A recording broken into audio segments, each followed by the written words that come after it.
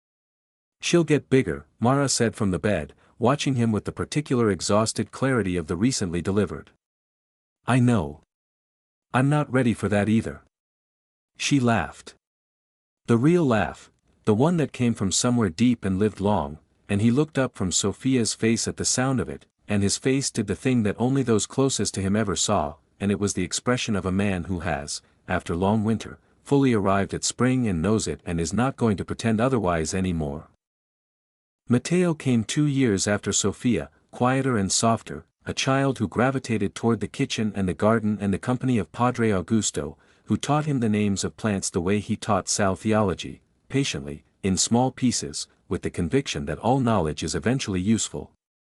Matteo showed no interest in power or hierarchy or the weight of the family legacy, a fact that produced in Sal a complicated private relief that he was only able to articulate to Padre Augusto, late at night, in the same room where he had once sat with Ginevra's portrait and worked through the things he could not say in daylight.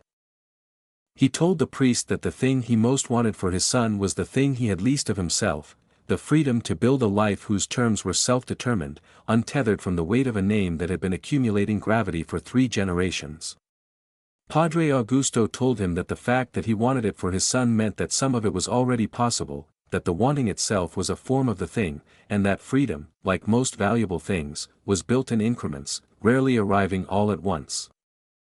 Mara's dissertation was submitted and defended and published, and her academic advisor called it the most richly sourced, most perceptively analyzed work on the sociology of traditional criminal organizations he had encountered in 22 years of teaching, and asked how she had achieved the level of access that made it possible. She told him that she had been very lucky with a primary source. She did not elaborate. She did not need to. The dissertation sat on the bookshelf in the estate's library between a collected edition of Sicilian poetry and a history of the Palermo port district that Sal had been meaning to read for 3 years. It sat there the way all finished work sits, complete, permanent, a marker of a specific time in a person's life that is now over and has become part of what they stand on rather than what they are reaching toward. What Mara was reaching toward now was different, larger, more complicated in the ways that lives become complicated when they are genuinely being lived. She had joined the faculty of a Palermo university, her research expanding into something more longitudinal and less bounded than a dissertation, and she moved through the academic world with the easy authority of someone who has done the work and knows it. She moved through Sal's world with the authority of someone who has chosen it clearly, with both eyes open, and keeps choosing it every day, not out of the inertia of commitment but out of the ongoing evidence that the choice is true. Sal's world was not the same world it had been. This was a long, slow, structural truth, not dramatic, not sudden, but real. The changes were architectural, rooted in decisions made quietly over years, in the deliberate redirection of certain streams of power toward things that could exist in daylight, in the conversations he had with Luca and with lawyers and with men in sectors that did not require the same vocabulary as the old ones. He never claimed the project was finished, because it was not, and might not be in his lifetime, and he said this to Mara, directly, in the same kitchen at the same table where they had most of their real conversations, and she received it in the way she received most of his difficult truths, with the steadiness of a woman who had decided a long time ago to prefer the hard true thing over the comfortable false one, and who trusted that the preference was mutual. It was mutual. Had always been mutual, from the moment she told him his dissertation was about what his family represented structurally, and he had recognized, in the careful distinction, someone who would always tell him the truth. Table 13 at Trattoria del Mare remained reserved. On Tuesday evenings, still, the back corner was set for 2, and sometimes 3, and sometimes 4, as Sophia grew old enough to be brought along and practiced what she believed to be sophisticated negotiation techniques for dessert portions, deploying the particular confidence of a child who has absorbed from 2 different lineages the absolute certainty that if you state your position clearly and with sufficient conviction the world will eventually come around. Sal negotiated with her with the seriousness she expected and occasionally let her win, which he would not have admitted to anyone and which she knew perfectly well and also never mentioned. Matteo preferred the kitchen at home. This was fine. This was more than fine. On the bar at Trattoria del Mare,